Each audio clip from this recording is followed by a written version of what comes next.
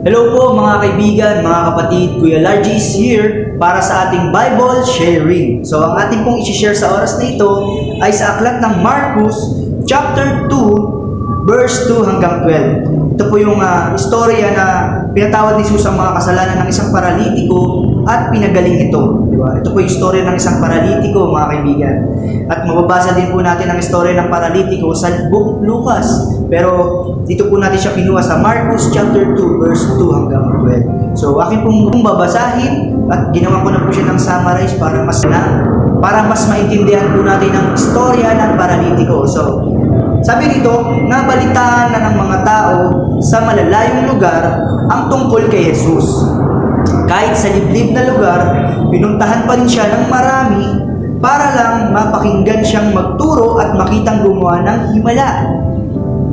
Pero pagkaraan ng ilang araw, bumalik siya sa Capernaum, ang sentro ng gawain niya. Ito, yung Capernaum kasi po, dito po nagmi-ministry si Jesus that time. Bumalik po siya sa lugar ng Capernaum. At si Jesus po ay nakilala sa mga iba't ibang mga kababalaghang ginagawa niya. Kaya talagang dinudumog siya ng mga tao saan man siya magpunta. Diba? So kumalat agad ang balita na nakabalik na siya sa lungsod na ito na malapit sa lawa ng Galilea. Dahil dito, dumagsa ang tao sa bahay na tinutuluyan niya. Ang ilan ay Pariseo at guro ng kautusan na nagmula sa Galilea at Judea, pati na sa Jerusalem. Diba? So, dumagsa ang mga tao sa bahay, kaya wala ng pwesto kahit sa may pintuan. Diba? Nung mabalitaan ng mga tao sa lugar ng Capernaum na si Jesus ay nanunuluyan doon sa isang bahay, agad-agad na sinugod ng mga tao ito kasi gusto nilang makita ang mga pambihirang bagay na magagawa ng ating Panginoong Jesus. Nangaral si Jesus tungkol sa salita ng Diyos doon sa bahay na yun. At ngayon, isang pambihirang bagay ang mangyayari sa isang kaganapang tutulong sa atin para makitang may kapangyarihan si Jesus na alisin ang sanhi ng pagdurusa ng tao at pagalingin ang sinumang gusto niya. So masasaksihan po natin yan. Tuloy po natin. Habang nagtuturo si Jesus sa isang siksikang kwarto, 4 na lalaki ang dumating, dala ang isang paralitiko. At ito na po yung bida ng ating istorya. Isang paralitiko na nasa higaan. Gusto nilang pagalingin ni Jesus ang kanilang kaibigan, pero sa dami ng tao, hindi nila ito mailapit kay Jesus. At tiyak na nadismaya sila. Alam natin, siguro, that time, nadismaya itong mga to kasi nga nakita na napakaraming tao at parang ang hirap makapunta sa ating Panginoong Jesus. Pero naniniwala sila na kayang pagalingin ng Panginoong Jesus itong paralitiko, yung kanilang kaibigan. Diba? So tuloy tayo. Pero umakyat sila at inalis ang bubong sa tapat ni Jesus at saka binaba ang higaan ng paralitiko. Wow, no? Grabe yung ginawa ng mga kaibigan ni paralitiko, di ba? Para lang mapagaling siya, para maranasan lang niya ang kagalingan. Ganun na lang yung pagtitiwala nila sa Panginoong Jesus. Kaya gumawa sila ng paraan, umakyat sila doon sa bubong. At tinuklap nila yung bubong at nakita ng Panginoong Jesus yung mga to. At binaba nila yung paralitiko na nasa higaan. Nagalit ba si Jesus sa ginawa nila? Siyempre hindi. Humanga si Jesus sa pananampalataya nila at sinabi sa paralitiko, pinatatawad na ang mga kasalanan mo. Talaga bang makakapagpatawad ang mga kasalanan ni Jesus? Ginawa itong issue ng mga eskriba at mga Pariseo, yung mga nangaral, yung mga nakapag-aral, diba? Yung mga against kay Jesus that time kasi alam nila wala namang pinag-aralan to, pero bakit ganun siya makapagsalita? Diba? Bakit alam niya yung mga ganyang bagay? Tanging ang Diyos lang daw ang dapat nakapagsasabi ng ganung bagay, pero grabe, diba? Alam ni Jesus kung ano ang iniisip nila. Kaya sinabi niya, bakit kayo nag-iisip ng ganyan? Alin ba ang mas madali? Ang sabihin sa paralitiko na pinatatawad na ang kasalanan mo? O sabihin bumangon ka at buhatin mo ang higaan mo at lumakad ka? Oo, salig sa hain na inihahandog ni Jesus sa kalaunan, maaari niyang patawarin ang mga kasalanan ng lalaki. Diba? And Tuloy tayo. Pagkatapos pinakita ni Jesus sa mga tao, pati na sa mga namumuna, na may otoridad siyang magpatawad ng mga kasalanan sa lupa. Humarap siya sa paralitiko at inutusan ito. Sinasabi ko sa iyo, bumangon ka, buhati ng higaan mo at umuwi ka. Agad na bumangon ang lalaki, binuhat ang higaan niya at lumakad palabas, manghang-mangha ang lahat. Pinuri nila ang Diyos at sinabi, ngayon lang kami nakakita ng ganito. Diba? So, dito makikita natin, sabi nga, tuloy tayo, kapansin-pansin na binanggit ni Jesus ang kasalanan, kaugnay ng pagkakasakit at na ang kapatawaran ng kasalanan ay maiuugnay sa pisikal na paggaling. Itinuturo ng Biblia na nagkasala ang ating unang magulang na si Adan at nanamana nating lahat epekto ng kasalanan. Ito ang epekto ng kasalanan. Ang sakit at kamatayan ang naging epekto ng kasalanan. Ang sakit at kamatayan.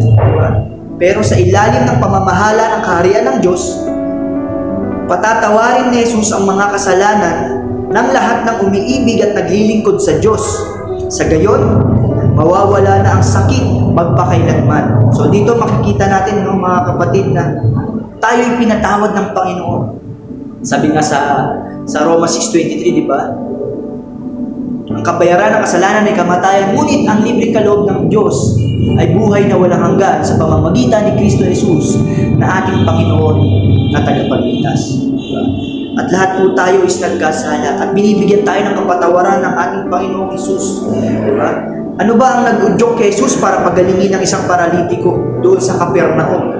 First, dahil sa pananampalataya nakita ni Jesus sa kanila. Diba? At sa buhay natin, in relate sa buhay natin, alam ng Panginoon ang ating puso at alam niya kung totoo ang ating pananampalataya sa Kanya. Pinapakita sa atin na kailangan nating gumawa, hindi basta manampalataya lang, especially sa panahon natin ngayon. Dapat mas umiiral ang ating pananampalatayang may kasamang gawa. Pinatawad na tayo ng Panginoon, pero hindi ibig sabihin nun ay hindi natin tatrabahuin ang ating pananampalataya para makaranas ng biyaya. Kailangan may gawin ka para sa Panginoon, which is sumunod sa kalooban ng ating Panginoon Diyos, di ba? At sabi nga ng Panginoon, ang pananampalatayang walang gawa, faith without action is dead. Kaya kailangan gumawa tayo.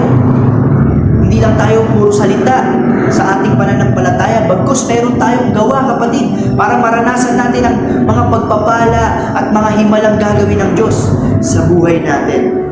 Paano nakalapit kay Jesus ang paralitiko? Di ba? Dahil sa mga kaibigan na nais siyang gumaling.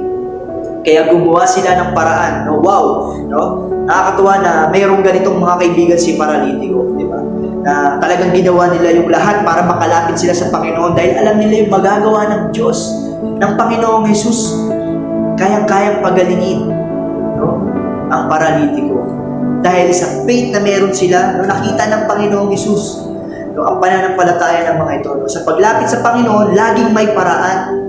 In relate naman sa buhay natin bilang mga Kristiyano, sometimes parang sa buhay natin, yung church ang gusto na, parang ganito, gusto natin mapunta sa langit, pero sa church hindi tayo makapunta.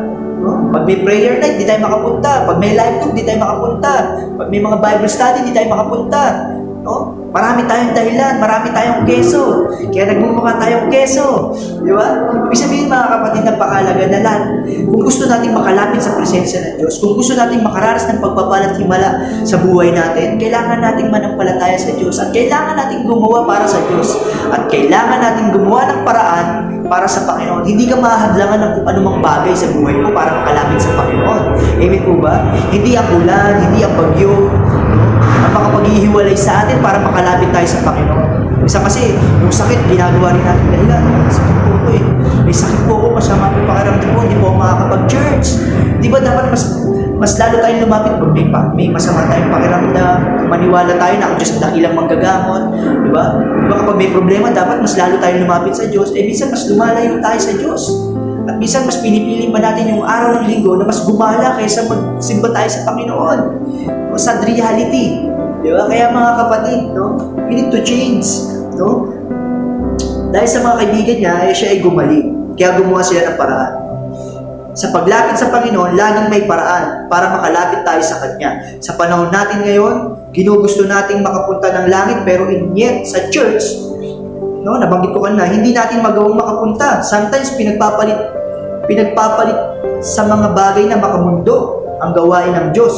Isa sa mga nakakalungkot na pakiramdam ito, lalo na sa mga pastor natin, sa mga leader natin, no, sa mga naglilid sa atin. Kaya lagi nating naisin makalapit sa presensya ng Diyos. No? Through personal devotion, siyempre huwag natin pababayaan yan sa mga gawain natin sa Diyos, sa mga bawat pagtitipon na dapat nating huwag kaliligtaan para mas lumago tayo, magpatatag tayo sa pananampalatayang meron tayo. Di ba? At yung mga tutulong sa atin para mas makalapit at makaranas ng mga pambihirang bagay na gagawin ng Diyos sa buhay natin. Para mas ma-experience pa natin yung mga blessing na ibibigay ng Panginoon. Di ba? Ano ang matututunan natin sa pangyayaring ito? Di ba? Ano ba ang natutunan natin mga kapatid bago tayo magwakas? Una, laging may paraan para makalapit tayo sa Panginoon. Especially sa Kanyang presensya.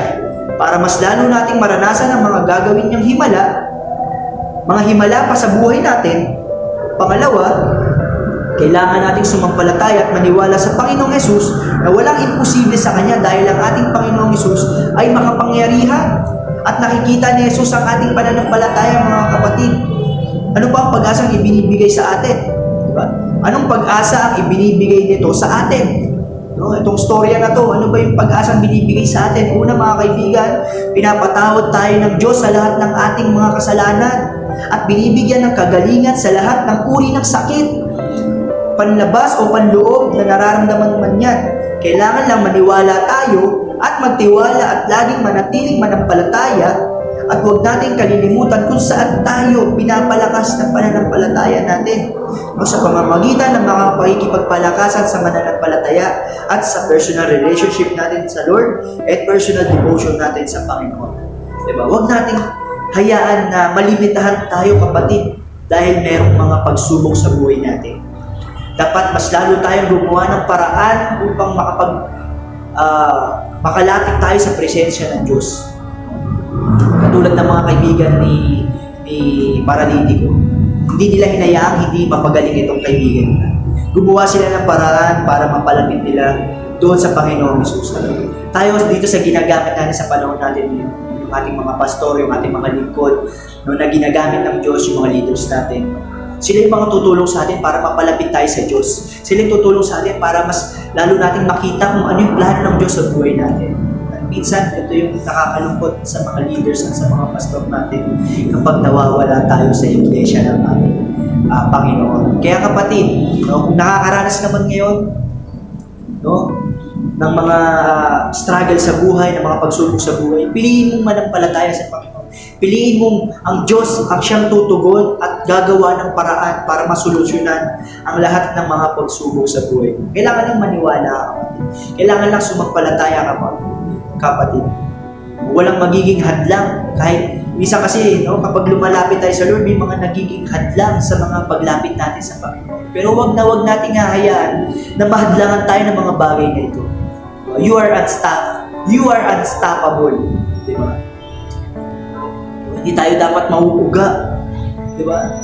Dapat magpatuloy tayo sa kabila ng mga pagsubok na nararanasan natin. At mas piliin nating maniwala sa kayang gawin ng Diyos.